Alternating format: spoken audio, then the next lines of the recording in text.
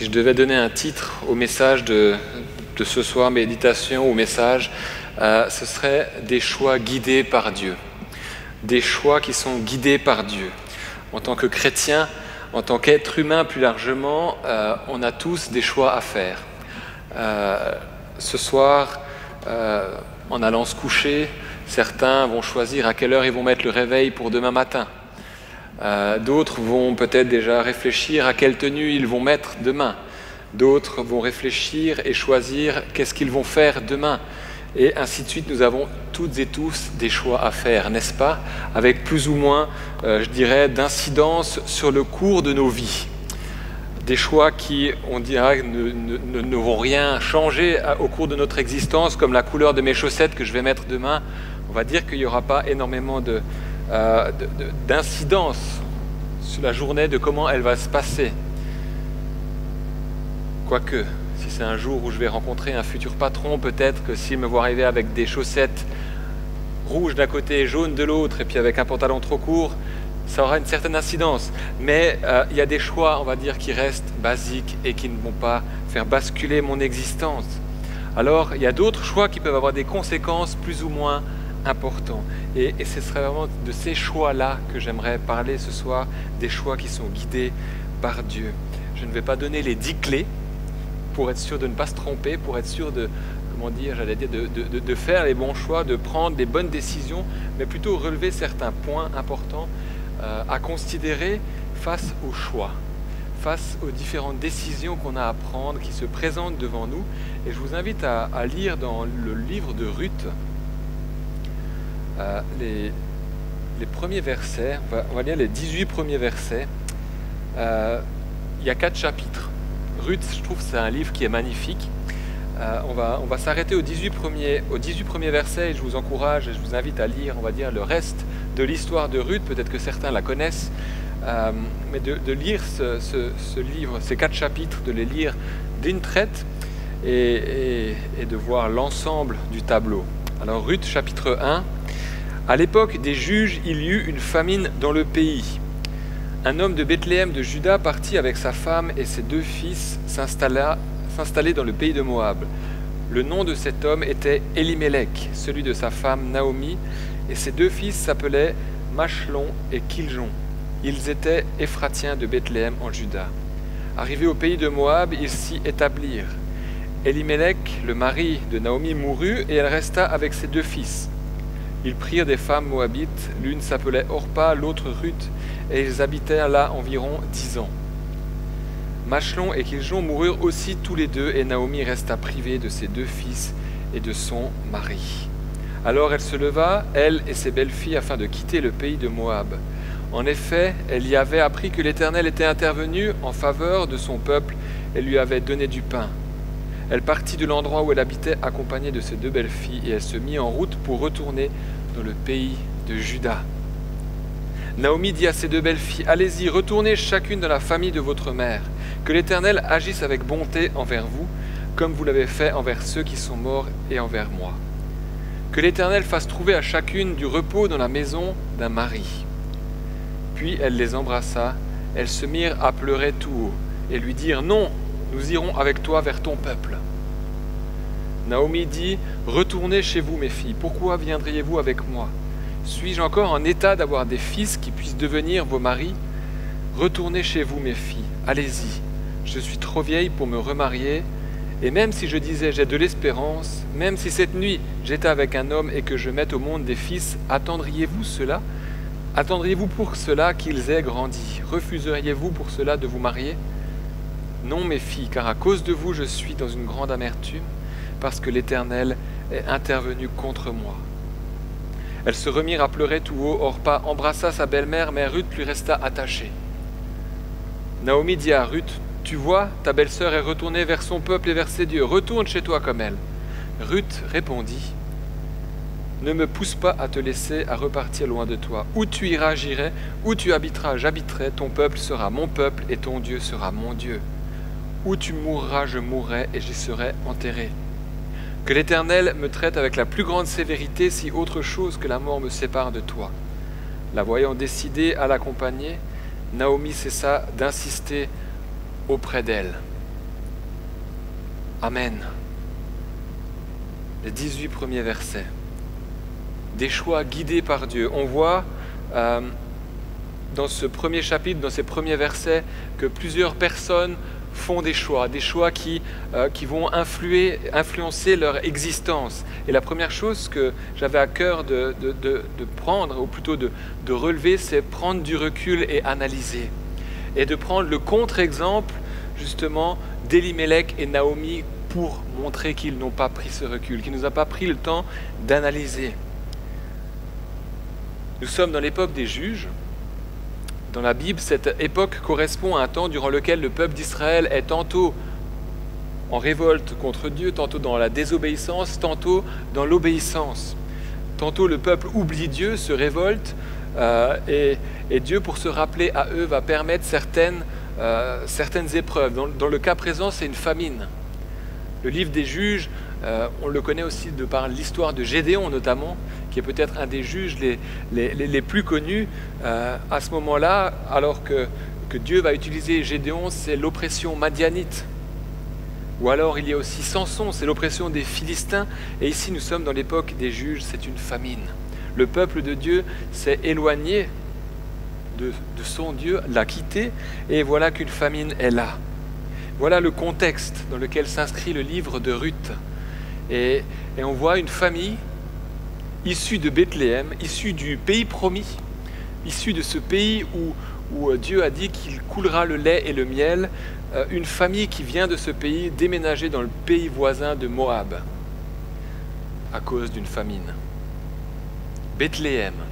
Est-ce que vous savez ce que veut dire Bethléem? La maison du pain. Cette famille quitte la maison du pain à cause d'une famine.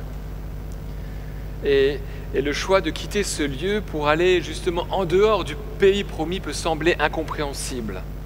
Et semble incompréhensible. Et est, entre guillemets, incompréhensible. On peut se dire, mais ils vivent dans cette période des juges. Ils auraient pu se dire, mais est-ce qu'on ne s'est pas éloigné de Dieu? Est-ce que le résultat de cette famine n'est pas peut-être un petit peu parce que notre cœur s'est endurci? D'autant plus que d'après Naomi, quand on lit à la fin du chapitre 1er, elle dit qu'elle est partie dans l'abondance et qu'elle revient les mains vides. Cette famille est partie dans l'abondance.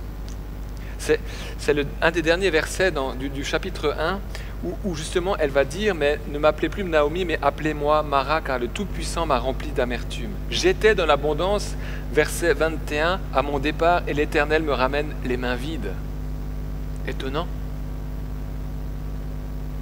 Ils partent dans l'abondance, ça veut dire qu'ils ne sont pas encore touchés par la famine pour aller ailleurs. Mais est-ce que nos choix personnels ne révèlent pas des fois une certaine incohérence? On navigue ici-bas, on erre jusqu'à ce que Dieu nous trouve. On fait des choix importants sans réellement prendre attention à ce que Dieu désire pour nous. On fait des choix en fonction des circonstances, en fonction de la réalité du moment. On se laisse guider par des sentiments, par des émotions, sans prendre le temps du recul, le temps de se poser, le temps de prier. Comme dit, je parle de choix importants. Je ne parle pas le choix de à quelle heure je vais me lever demain matin. Quoique ça peut avoir son importance. Si je me décide de me lever tôt pour prier. Alors les premiers versets relatent ce que les journaux d'aujourd'hui qualifieraient de drame familial. Une femme perd son mari, perd coup sur coup ses 2 enfants dans des circonstances qui ne sont pas élucidées.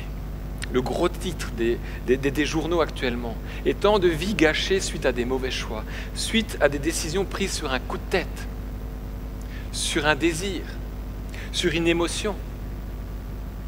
On pourrait parler peut-être d'un mari qui va tromper son épouse. Il prend une décision sur un coup de tête. Et puis il part, il quitte la famille.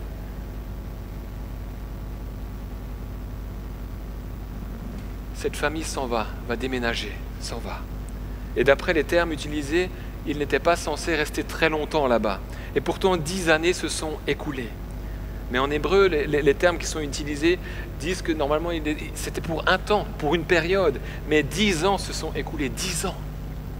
10 ans à l'époque, c'est énorme. Les gens peut-être vivaient jusqu'à, je ne sais pas, 50, 60 ans, peut-être un peu plus. Aujourd'hui, on vit jusqu'à 80, 90, 100 ans. Mais 10 ans à l'époque. 10 ans, on pourra dire peut-être de perdu, ou 10 ans d'errance, durant lesquels Naomi a perdu son mari, a perdu ses 2 enfants, ses 2 fils. Et c'est intéressant de voir le paradoxe que Ruth, elle, va faire le voyage inverse. Elle va faire le voyage du pays de Moab, de ce pays qui adore des dieux étrangers, vers le pays promis. Parce qu'elle a pris la bonne décision. Par contre, Elimelech et Naomi, avec la famille, s'en vont du pays promis, des promesses, s'en vont de la présence de Dieu pour aller dans un pays où on sert le Dieu Kémosh, entre guillemets, un Dieu pour lequel on va sacrifier des enfants. Un pays dans lequel il y a des idoles. Et nous faisons quelquefois face à des choix qui nous mettent dans des situations qui sont délicates. Et en fonction de notre positionnement, la suite de notre existence aura plus ou moins de conséquences. Quitter le pays promis a entraîné Naomi à se retrouver seule en pays idolâtre, sans mari, sans fils, sans descendance pour prendre soin d'elle alors qu'elle arrivait dans ses vieux jours. On pourrait prendre aujourd'hui pour la jeunesse comme exemple, choisir un conjoint non chrétien. Prendre un conjoint non chrétien en se disant on va le convertir, on va tout faire, on va prier pour lui, on va lui donner des versets tous les matins, on va le travailler au corps avec la Bible. Peut-être qu'il se convertira, mais nous n'en savons rien. Mais par contre, choisir un conjoint non chrétien conduira à des difficultés à un moment ou à un autre. Tant que ce conjoint ne sera pas tourné vers Dieu, il y aura, s'il y a des enfants, s'il y a des questions sur l'éducation chrétienne, il y aura des questions sur qu'est-ce qu'on fait le dimanche matin, il y aura des questions par rapport à la foi en Dieu.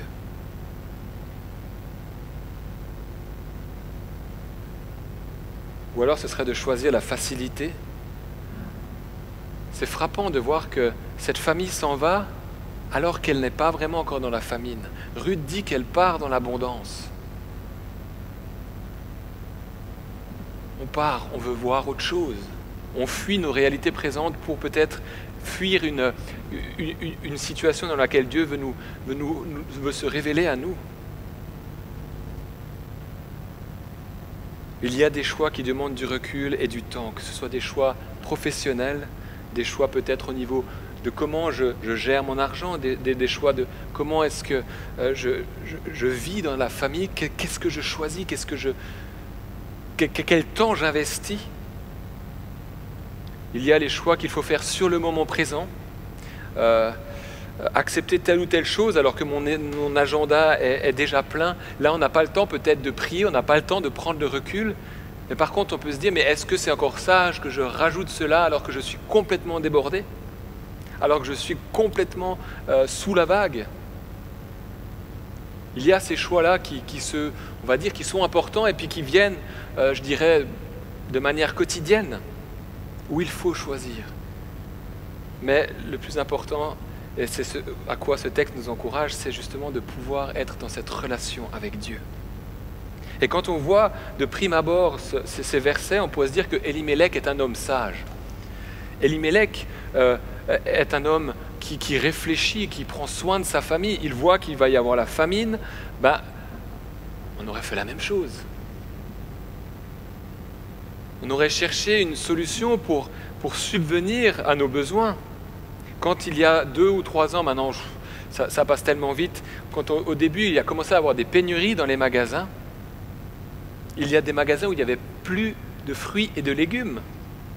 On pourrait se dire, mais c'est normal, on réfléchit, on a la sagesse, on veut prendre soin de notre famille, on va prendre et puis on oublie même les autres. Pourtant, le proverbe 16, 25 nous dit « La voie qui paraît droite à un homme peut finalement conduire à la mort. » Elimelech aurait pu penser à ces paroles du psaume 37, « Confie-toi en l'Éternel, fais le bien, aie le pays pour demeure, et que la fidélité soit ta nourriture. Fais de l'Éternel tes délices, et il te donnera ce que ton cœur désire. Recommande ton sort à l'Éternel, mets ta confiance en lui, et il agira. » Psaume 37, où il aurait pu se remémorer le nombre de fois où Dieu est intervenu pour le peuple d'Israël. Confie-toi en l'Éternel, fais le bien, aie le pays pour demeure. Il y a des moments où effectivement il peut être bon de fuir certaines situations, mais est-ce qu'on a pris le temps de reculer, de voir la situation d'un angle différent, de prier, de réfléchir? Alors, un petit témoignage, vous savez que je n'ai pas été pasteur depuis toujours. C'était pas, mon rêve d'enfant, c'est pas ce à quoi je rêvais. Ce qui ne veut pas dire qu'aujourd'hui je ne suis pas heureux d'être pasteur, hein, bien au contraire. Mais j'ai été un jour confronté à un choix de me lancer dans une bifurcation professionnelle. J'étais formé dans l'agriculture, je travaillais dans ce domaine. J'avais, on va dire, une situation convenable. J'avais un bon travail, je pense qu'il y avait possibilité de monter peut-être en grade dans la hiérarchie. Puis un jour, il y a cette question qui s'est posée. En même temps que celle de, est-ce que, quand on s'est posé la question, on va se marier avec Anne, avec mon épouse, qui c'est qui va venir en France ou l'autre en Suisse. En plus de ça, il y avait cette question, une fois que je savais que c'est moi qui allais venir en Suisse, qu'est-ce que je vais faire? Et puis est venue cette conviction que c'était une école biblique, c'était se former pour la théologie, abandonner complètement ce que j'avais étudié jusqu'à présent pour me former dans totalement autre chose.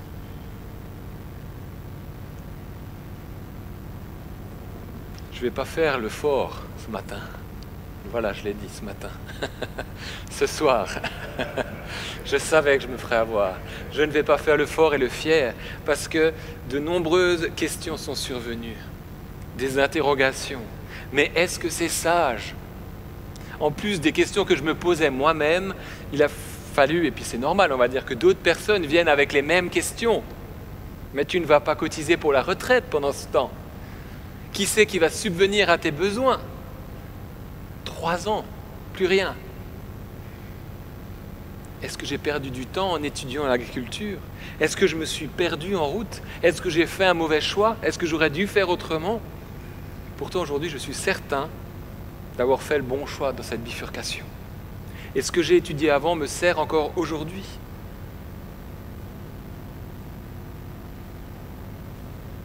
Quelquefois, face à la peur, face à la multitude d'activités, on n'est plus capable de faire les bons choix, de justement prendre ce recul. On réfléchit avec notre propre sagesse, notre propre intelligence, et puis Dieu nous a donné une intelligence, et c'est bien de l'utiliser, mais on oublie de s'en référer à Dieu.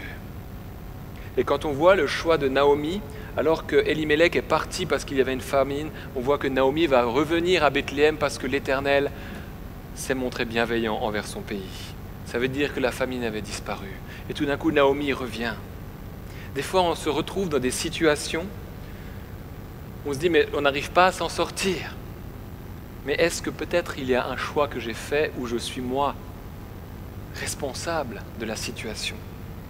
Ça ne veut pas forcément dire que toutes les situations difficiles qui nous arrivent sont liées à des mauvais choix. Je ne suis pas en train de dire ça. Mais quelquefois, on est fort pour nous mettre dans des situations difficiles parce qu'on a fait des mauvais choix. Je crois que Dieu nous encourage à travers ce texte à mener nos vies selon sa volonté, à prendre ce temps de se poser dans la prière, de dire Seigneur, qu'est-ce que tu veux pour moi? Il fut un temps où je disais moi je vais faire ces projets, Seigneur tu bénis ces projets. Puis un jour, la prière a changé, Seigneur je veux faire ta volonté. Puis tout d'un coup les portes ont commencé à s'ouvrir un peu moins rapidement, puis il faut apprendre la patience. On fait confiance à Dieu, mais Dieu ouvre les bonnes portes au bon moment. Alors que les circonstances de la vie ne soient pas le guide de nos choix, que ce ne soient pas des émotions du moment, mais prendre le recul, même si c'est difficile. Et la deuxième chose, le deuxième point, le deuxième axe, ce sera le dernier, c'est s'attacher à Dieu. et être à l'écoute. Et prendre l'exemple de Ruth, on voit que Naomi encourage ses belles-filles à retourner vers leur mère, à retourner vers la famille de leur mère pour qu'elles se marient, pour qu'elles se remarient. Elle les encourage à rester dans un pays qui est idolâtre. Quand on réfléchit à ce conseil de Naomi envers ses belles-filles, on pourrait se dire, mais là aussi c'est un conseil rempli de bienveillance. Ça sera difficile pour ces belles-filles que de retrouver un mari dans le pays d'Israël, alors que Moab n'est pas forcément, les Moabites ne sont pas forcément les bienvenus et bien vus par les Israélites en cette époque. Alors Orpa va s'exécuter, elle va obéir à sa belle-mère, elle va pleurer, puis elle va quitter, elle va revenir dans son pays, elle va rester dans le pays de Moab, bien que triste de quitter sa belle-mère. Et entre parenthèses, je trouve ce texte magnifique par rapport à la relation belle-mère et belle-fille. Souvent, on entend, quand on parle de belle-mère, des blagues qui ne sont pas forcément pour mettre en valeur la belle-mère ou la relation qu'on peut avoir avec la belle-mère. Mais je trouve ce texte tellement beau, cette relation que Naomi a avec ses belles-filles, avec Ruth en particulier. Et je trouve que c'est encourageant pour peut-être certains d'entre nous qui vivent des relations tendues, que ce soit un beau-père, peut-être même avec le conjoint de ses enfants, ou l'inverse. C'est le ou la nouvelle venue dans la famille qui a des soucis avec sa belle-mère, mais je trouve ce texte tellement encourageant. De se dire, mais il y a possibilité de vivre des relations apaisées. Amen. C'était juste la parenthèse.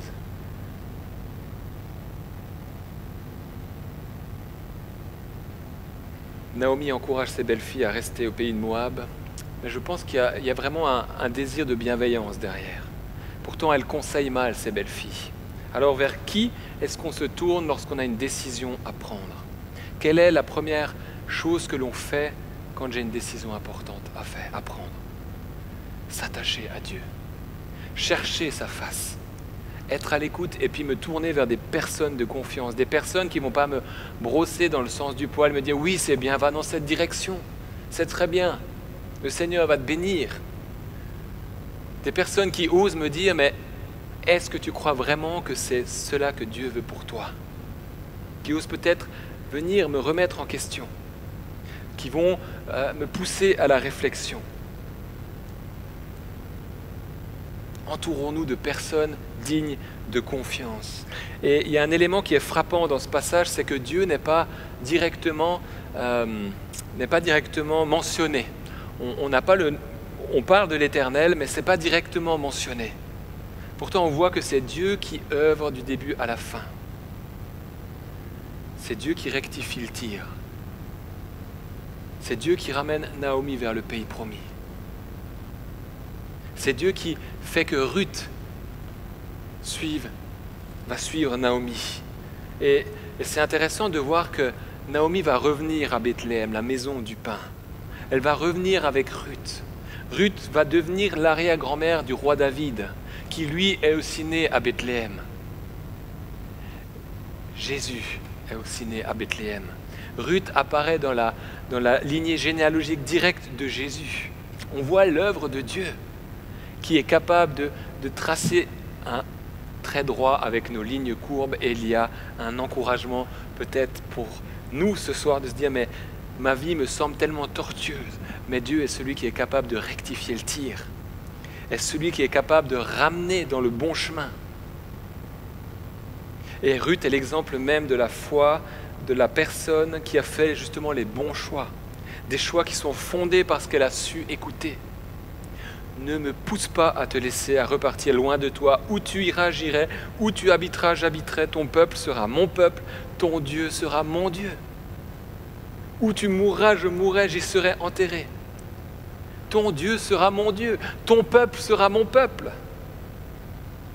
Sans aucun doute que Ruth a été enseignée dans la manière d'adorer le seul vrai Dieu, Yahweh. Elle a dû voir ce qui s'est passé dans la famille de Naomi. Elle a dû voir que Naomi aimait Dieu. Et Ruth est prête à abandonner ses relations. Elle est prête à abandonner sa famille. Elle est prête à abandonner son lieu de vie, sa manière de vivre, tout ce qu'elle a appris jusqu'à maintenant, pour suivre Naomi, sa belle-mère, mais aussi parce qu'elle sait qu'elle va adorer le vrai Dieu. Elle est déterminée, elle veut y aller, elle veut s'attacher, elle s'attache. Et on voit qu'elle fait preuve d'attachement envers sa belle-mère, mais cette déclaration, ton peuple sera mon peuple, ton Dieu sera mon Dieu, montre qu'elle s'est attachée à Dieu. Elle est l'exemple même du désintéressement. Elle avance, elle fait le bon choix.